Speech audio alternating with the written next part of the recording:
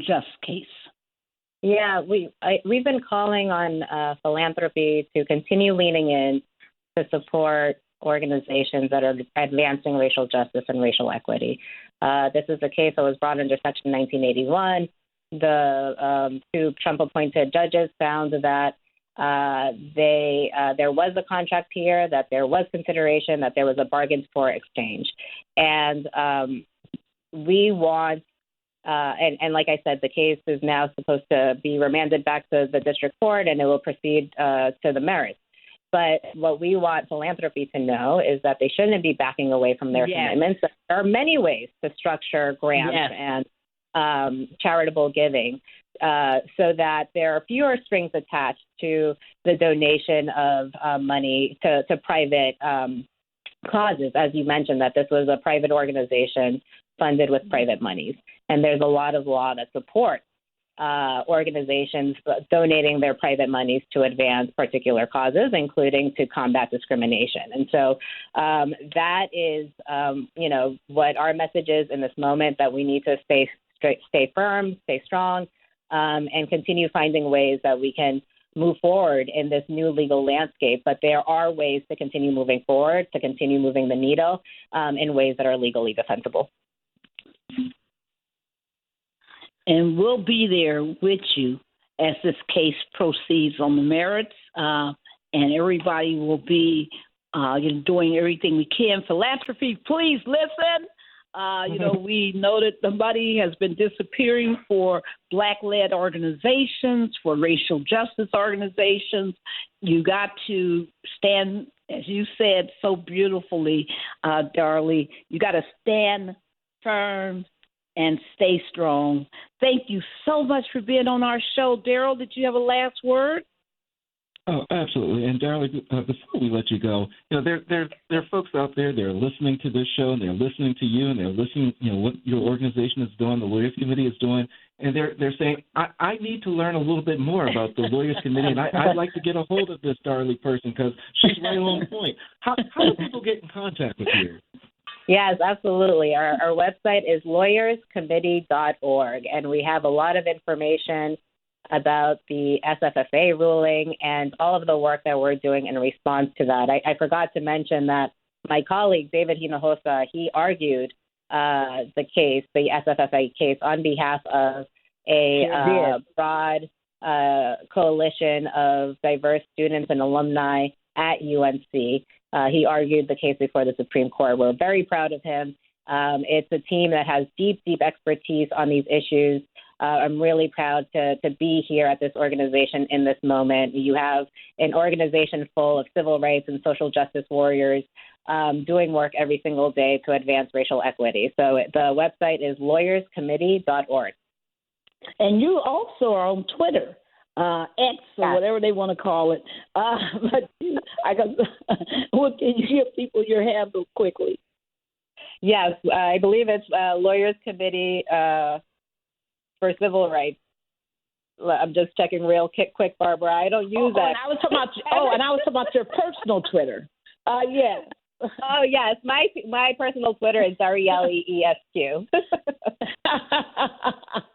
Thank you so much for everything that you do. Thank you for your incredible advocacy. Thank you for your clarity.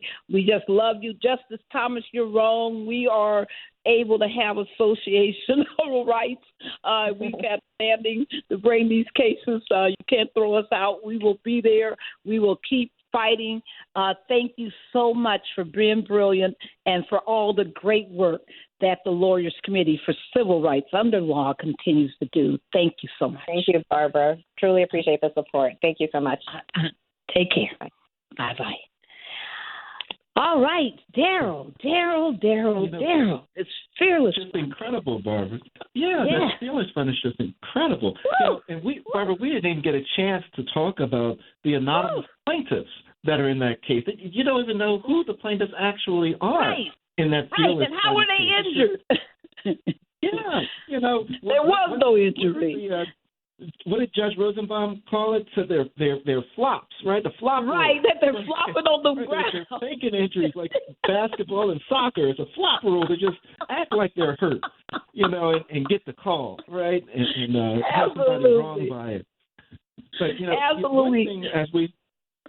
one thing as we transition over to our governor, Wes Moore, I know, Barbara, that we wanted to take a second really to acknowledge one of the stalwarts, one of the tall trees, one of the people that would stand tall in the moments of fearless fun fights that we lost over the weekend with Rainbow Push Coalition's Chief of Staff, John Mitchell. Just an incredible person, Barbara, that we lost, and we certainly have to take a second just to acknowledge his life and certainly thank him for being on the field, for fighting for righteousness and fighting for civil rights and social rights and economic rights, Barbara. Yes, everybody. 30 years, John Mitchell stood side by side with Reverend Jesse Jackson and served as his chief of staff for the Rainbow Push Coalition. If you ever been to their headquarters and you've had the pleasure of meeting John, you could say to John, I need to get in touch with John Legend, or I need to get in touch with, the vice president. John would, from the top of his head, immediately pick up the phone and start dialing. He had that kind of, powerful intellect and memory and recall, and he was just amazing. And the next thing you know, he would say, Reverend, we got X on the line. Reverend, they're ready to speak to you now. Reverend, we can have that meeting tonight. Reverend, he was there to serve. And serving is everything, everybody. And we definitely want to commend his spirit, and we want to thank him for everything he did. Reverend Jackson was there beside his bed holding his hand as he took his last breath. And that's the kind of, loyalty breeds loyalty. And we will always, always remember John Mitchell. So thank you so much, Daryl, for that tribute. And the other thing we didn't get to say at the top of the show was, again, I'm going to say it, in all June is Happy Pride Month to all of those who are LGBTQIA, and to all of us as we celebrate all of our diversity and all of the contributions of so many people like Bayard Rustin and so many others who have advanced this society to where it is now. So let's talk about diversity. Yes, let's celebrate the beauty of Governor Wes Moore. Go ahead, Daryl. And that's it, Barbara. When we talk about celebrating diversity, we're talking about celebrating people like our governor here in Maryland, Wes Moore. And I tell you, I say he represents diversity because he's what? He is the only African-American governor in the United States today. Only African-American governor. And my goodness, he's showing you the difference that your vote can make and the difference that the African-American governor can make. When he was sworn in, he was sworn in on the Bible of Frederick Douglass. When he walked to the state capitol to take his oath, he started at the statue, at the foot of the statue of Cont, where he came to shore in Annapolis and marched up to the governor's mansion. He hasn't stopped then. We're so excited to have with us, Barbara, Carl Snowden, who is the convener of the Caucus of African American Leaders. He's a former alderman for the city of Annapolis. He also worked as the Civil Rights Director for the Office of the Maryland Attorney General. Carl, welcome back to Igniting Change as we talk about this momentous task that Governor Wes Moore has just put forth, Carl, regarding the pardoning of marijuana convictions in the state of Maryland. Carl, are you there? Yesterday. I'm here. There were 175,000 people that was pardoned by Governor Moore. Yes. I think one of the things that I really want to emphasize, Daryl, You know how many people have said it doesn't make a difference who you elect to office, they're going to do what they want to do, that kind of nonsense. This puts an end to those naysayers. It is not by accident or coincidence that he pardoned 175,000 people. He came in with an agenda. He knew that communities of color had been marginalized. And quite frankly, those of us here in the state of Maryland had great expectations for him, and he's living up to those expectations. Oh, yeah. His motto was leave no one behind. That's what he said when he was running. And he's demonstrating this desire to leave no one behind. But it's also important for us to understand that he's not there alone. Tens of thousands of black people and white people and people of goodwill around the state of Maryland decided they wanted a progressive governor. They want to see what progress looks in motion. And they're seeing it for the first time. He's made some incredible moves as governor, but he's also setting the tone for other governors around the nation. He's the first governor to pardon these many persons. He won't be the last. There are already discussions in California that a governor there is thinking about doing something very similar, thanks to the leadership that Wes Moore has demonstrated. And what I love about what he did, everyone, I want everyone to listen. 175,000 people, 175,000 convictions, that is, covering over 100,000 people. That's correct. Is the result of what he did. And what does that mean? When you pardon, that means that that's no longer your record. You've been forgiven. 40,000 people, automatically, their records will be expunged. The others will need to go and do the simple process of making that happen.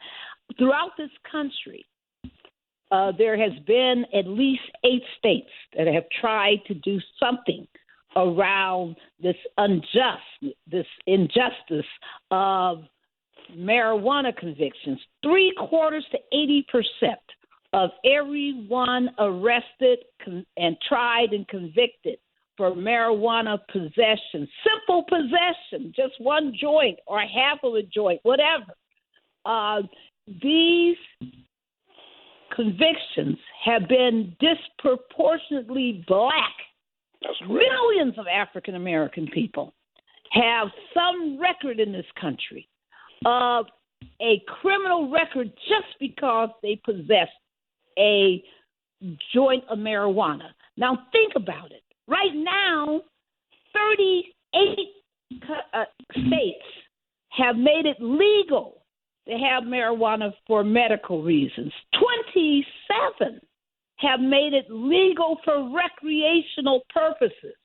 Yet all those African Americans who have those convictions, some of them still are being denied the right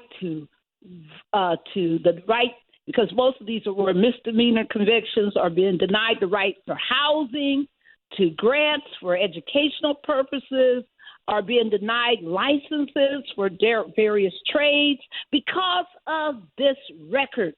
It is, everything we talk about always has one goal, and that is to disadvantage and subjugate African Americans in this country. When we talk about the Freedom Fund, when we talk about these kind of convictions, but millions of people, every state in this nation needs to do the same, right, Daryl? Every state. I mean, go ahead.